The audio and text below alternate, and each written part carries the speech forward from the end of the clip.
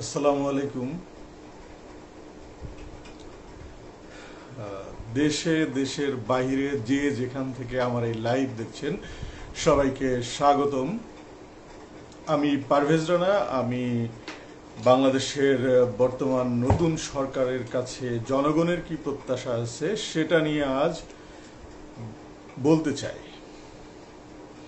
তার আগে আমি আলাপ করে নেব আজকে আসলে কি ঘটেছিল। আজকে দেখা গেছে যে সুপ্রিম কোর্ট প্রাঙ্গণে অনেক হট্টগোল এবং বৈষম্য বিরোধী আন্দোলনের একজন সমন্বয়কারী আসিফ মাহমুদ, যিনি আবার বর্তমান সরকারের একটি অংশ, তিনি একটি ফেসবুক পোস্ট দিয়েছিলেন যে সুপ্রিম কোর্ট ঘেরাও করার জন্য, যে সেখানে প্রধানমন্ত্রীর পদত্যাগ চাই, প্রধান বিচারপতির পদত্যাগ চাই, সেই দাবি জানিয়ে।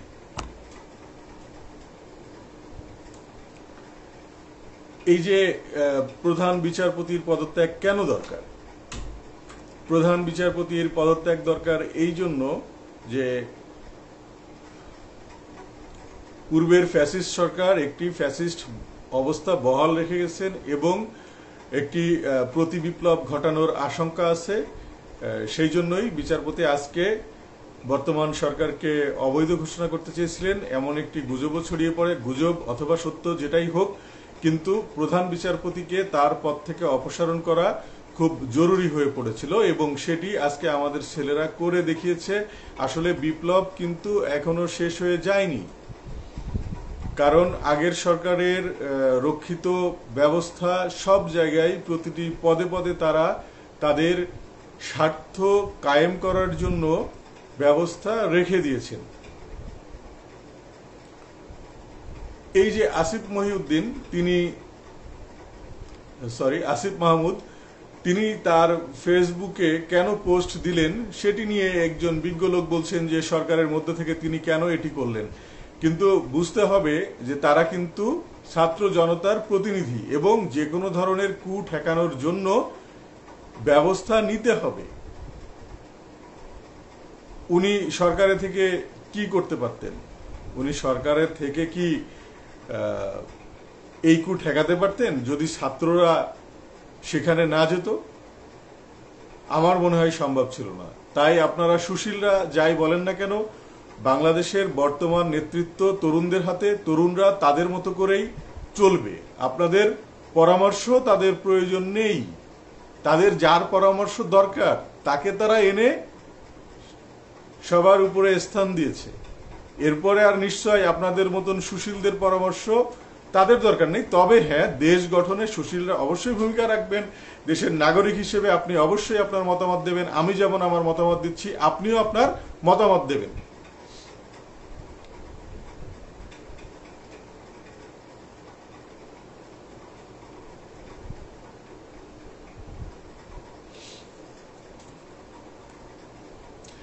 আরেকটি বিষয় আমার মাথায় ঘুরছে, এটি নিয়ে আমি বিভিন্ন জায়গায় বলছিও, যে পুলিশ বিভাগের সংস্কার দরকার। সংস্কার বলতে আসলে পুলিশ বিভাগের রিফর্ম দরকার। পুলিশ বিভাগের রিফর্ম কেন দরকার? পুলিশ বিভাগের রিফর্ম এই জন্য দরকার যে পুলিশিং ব্যবস্থা ভেঙে পড়েছে। বাংলাদেশ মূলত একটি পুলিশি রাষ্ট্রে পরিণত হয়েছিল, এই জন্য এই সরকারের পতনের সাথে সাথে সমস্ত পুলিশ থানা ছেড়ে পালিয়ে গেছে।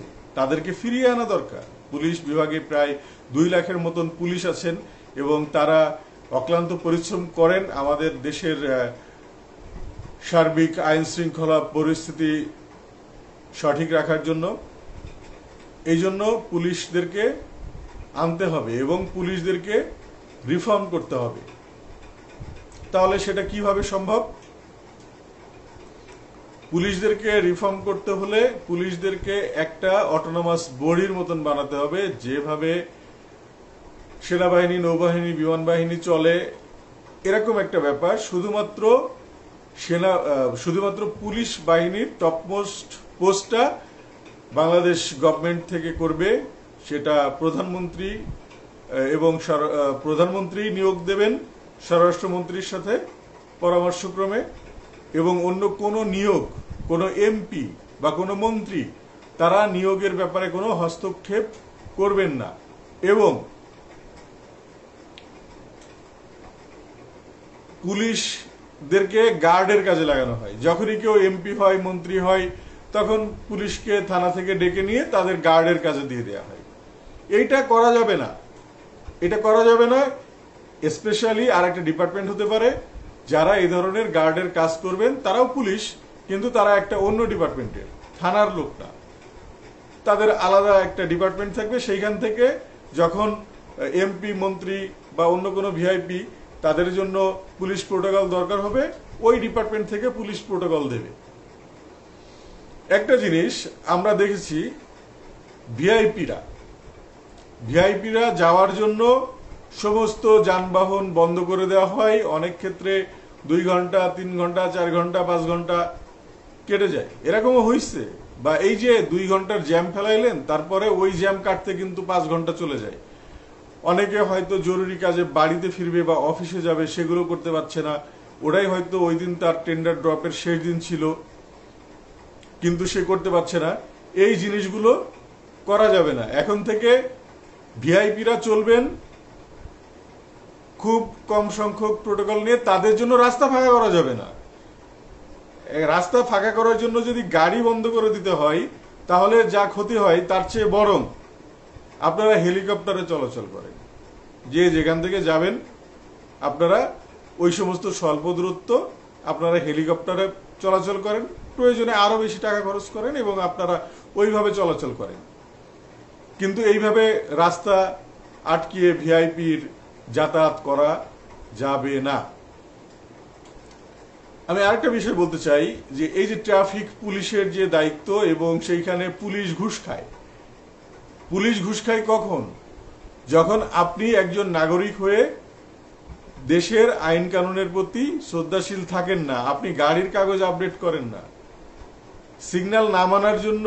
হ্যাঁ, এটা হয়, অনেকেই সিগন্যাল মানে না, বা কেউ ডান দিক থেকে খানিকটা রাস্তা চালিয়ে আসে, ওইখানে পুলিশ ধরে কেস দিয়ে দেয়। এই জিনিসগুলো আমরা মেনে চলি, আমরা গাড়ির কাগজপত্র আপডেটেড রাখি, তাহলে তো পুলিশ কেস দিতে পারবে না। যদি কোনো পুলিশ অনিয়মের মাধ্যমে ঘুষ দাবি করে, বা আমি যে অন্যায় করিনি, আমি সিগন্যাল অমান্য করিনি, কিন্তু আমাকে সেই দোষ দিয়ে কেস দেয়া হচ্ছে, এই টাইপের ঘটনা যদি থাকে, তাহলে অবশ্যই সেটা অবহিত করতে হবে যথাযথ কর্তৃপক্ষের কাছে। এবং সেই জন্য একটি প্ল্যাটফর্ম তৈরি হচ্ছে, সেইখানে আপনারা এটা জানাতে পারবেন। আপাতত তো ফেসবুক আছে, সেইখানে কিন্তু আপনারা জানাতে পারবেন যে এরকম একটা ঘটনা আজ আমার সাথে ঘটে গেছে। এটার জন্য কেউ আপনাকে এখন তুলে নিয়ে যাবে না। আমরা চেয়েছিলাম মত প্রকাশের স্বাধীনতা, যে আমরা যা বলতে চাই সেটা যেন আমরা বলতে পারি, এটাই তো আমরা চেয়েছিলাম। আর সেটা আমাদেরকে অবশ্যই প্র্যাকটিস করতে হবে, আমাদেরকে নিয়ম মানারও প্র্যাকটিস করতে হবে। একটি সরকারি অফিসে গেলেই আমাদের কাছ থেকে ঘুষ দাবি করা হয়, ঘুষ ছাড়া ফাইল নড়ে না। আর আমরা ধরেও নিয়েছি যে ঘুষ তো দিতেই হবে। হ্যাঁ, কিছুদিন আগে আমি গাজীপুর উন্নয়ন কর্তৃপক্ষে একটি কাজ করাতে গিয়েছিলাম, এবং সেইখানে তাদেরকে শেষ পর্যন্ত ঘুষ দিতে হয়েছে। কিন্তু সেটা কিন্তু আমি দিতে চাইনি, এবং তারা ঘুষ খাইছে তাও কার কাছ থেকে? তৎকালীন একজন মন্ত্রীর কাছ থেকে। মন্ত্রীকেও তারা ছাড়লো না ঘুষ খাওয়ার জন্য। মন্ত্রীর অফিস থেকে লোকজন গিয়ে তাদের সাথে ডিল করতে হলো। এই সিস্টেম রাজুক, গাউক, ককসুক, কেডিএ, সিডিএ, এই সমস্ত জায়গায় ইঞ্জিনিয়ারিং কাজের জন্য যে সমস্ত ঘুষ লাগছে, বা পৌরসভা, সেগুলোকে গুড়িয়ে দিতে হবে। কেন? তারা কি বেতন কম পায়? এক একটা রাজুক অফিসে এই যে লোকজনগুলো ঘুষ নিতে নিতে তারা সম্পদের পাহাড় গড়ছে, পাহাড় গড়েছে, পাহাড়। তারা চাকরি করে শুধুমাত্র পিয়নের চাকরি। সেই পিয়নের চাকরি থেকে ঢাকা শহরে কয়েকটা বাড়ি করছে। ভূমি অফিসেও প্রচুর ঘুষ চলে, আমি নিজে সাক্ষী। তেজগাঁতে যে ভূমি অফিস আছে, সেখানেও যারা ওরকম পিয়নের চাকরি করে, তারাও কিন্তু প্রচুর টাকা ঘুষ কামাই করে। এক একজন ঢাকায় 6-7টা করে বাড়ি করে ফেলেছে। যে আমি কি করলাম? আমি যেটা করি নাই সেটা হলো প্রতিবাদ। সবাইকে এগিয়ে আসতে হবে, প্রতিবাদ করতে হবে সমস্ত অন্যায়, দুর্নীতি, অনিয়মের বিরুদ্ধে। এই ছাত্ররা আন্দোলন করে দেশের সবচেয়ে স্বৈরাচারী, সবচেয়ে ক্ষমতাশালীকে অপসারণ করলো না, তাহলে জনগণের কিসের ভয়? তারা কি এই বিষয়গুলো সামনে আনতে পারে না? অবশ্যই সমস্ত বিষয় সামনে আনতে হবে। পুলিশ বিভাগের রিফর্ম নিয়ে আরেকটু কথা বলতে চাচ্ছি, যেটা একটু আগে আমি ভুলে গিয়েছিলাম। এই যে পুলিশ বিভাগের রিফর্ম কিভাবে করা যায়, পুলিশ বিভাগের রিফর্মের জন্য যারা রোভার স্কাউট বা বিএনসিসি করছে সেখান থেকে অগ্রাধিকার ভিত্তিতে আমরা লোক নিয়োগ দিতে পারি, এবং এখন যে সমস্ত লোকজন পুলিশে নিয়োগকৃত হবেন তারা দরকার হয়, মানে যারা পুরনো তারাও নতুন করে শপথ নেবেন, এবং যারা নতুন তারা তো নতুন করে শপথ নেবেনই।